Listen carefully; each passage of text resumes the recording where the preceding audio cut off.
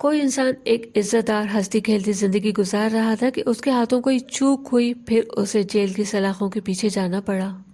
ہم سبھی سمجھ سکتے ہیں کہ کیا گزرتی ہوگی اس پر۔ اس کا جیل میں بھلا کیسے دل لگتا ہوگا۔ ہر لمحہ اسے جیل سے نکلنے کی فکر رہتی ہوگی، جیل سے نکلنے کے لیے ہر ممکن کوشش کرتا ہوگا۔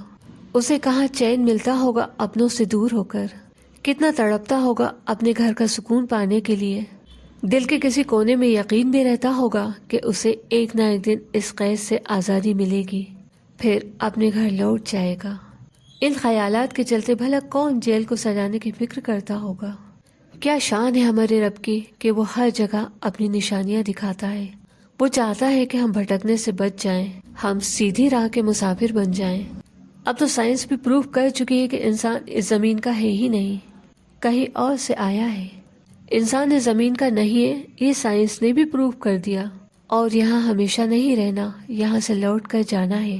یہ بات تو وہ انسان بھی مانتا ہے جو رب کو نہیں مانتا، اور وہ بھی اس بات کا یقین کرتا ہے جو رب کو تو مانتا ہے لیکن رب کی نہیں مانتا۔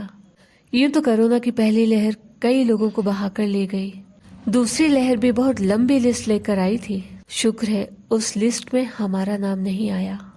رب نے ہمیں پھر مہلت دی کہ ہم اب بھی سنبھل جائیں۔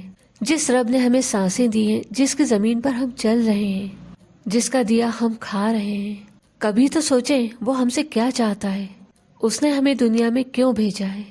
جو رب کے نیک، اچھے، سچے اور رب چاہی زندگی گزارنے والے بندے ہوتے ہیں، وہ موت سے محبت کرتے ہیں، کیونکہ انہیں یقین ہوتا ہے کہ موت کے بعد جو زندگی ملنا ہے وہ اس دنیا سے کہیں بہتر ہے۔ یہ دنیا ایسے لوگوں کے لیے جیل کی طرح ہے، کیونکہ اس دنیا میں رہتے ہوئے انہیں ہر دم یہ احساس رہتا ہے کہ وہ اپنے رب سے دور ہیں، وہ اپنے اصلی گھر سے دور ہیں، جنت کے آرام سے دور ہیں، وہ راحت بھری زندگی سے دور ہیں۔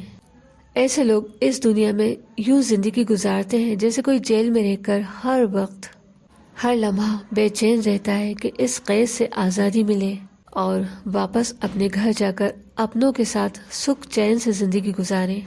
جو رب چاہے زندگی گزارتے ہیں ان کی روح اتنی پاک ہو جاتی ہے، ایسے لوگوں کا اپنے رب سے تعلق اتنا گہرا ہو جاتا ہے کہ انہیں دنیا کی کسی چیز کی طلب ہی نہیں رہتی، کیونکہ انہیں دنیا بنانے والا، ساری کائنات کا مالک جو مل جاتا ہے، ان کی روح جسم چھوڑنے کے لیے ہر وقت تیار رہتی ہے۔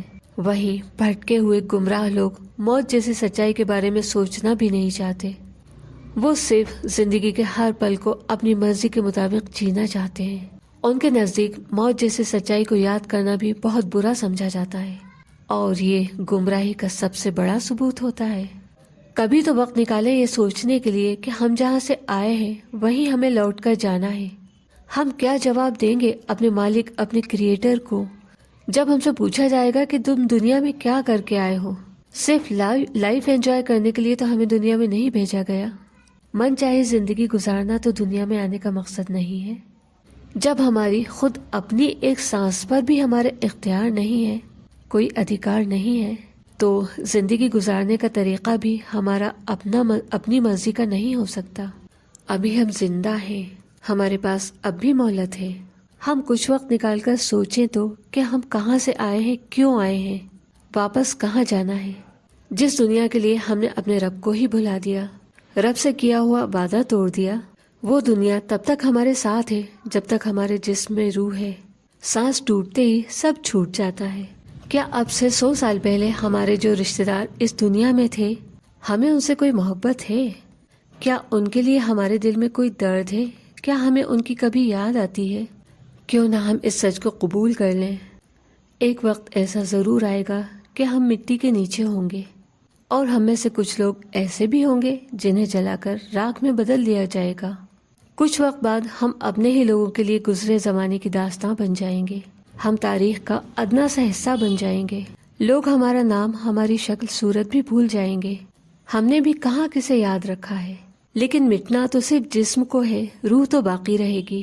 روح یعنی آتما تو باقی رہتی ہے، تبھی تو آتما کی شانتی کے لیے دعائیں کی جاتی ہیں۔ ایک وقت آئے گا کہ ہمیں احساس ہوگا کہ ہم نے مٹنے والی دنیا کو سجانے کے لیے اپنا کتنا وقت ضائع کیا۔ کیوں نہ کسی جیل کے قیدی کو دھیان میں رکھ کر اس سے سبق حاصل کیا جائے۔ کیا کبھی کسی جیل کے قیدی نے اپنی کوٹری کو سجانے کی کوشش کی؟ جیل کی کوٹری کو سجانے کی فکر کی؟ کیا اسے وہاں کبھی چین کی نیند آئی؟ کبھی نہیں۔ زندگی اور موت کے بیچ صرف ایک سانس کی دوری ہے۔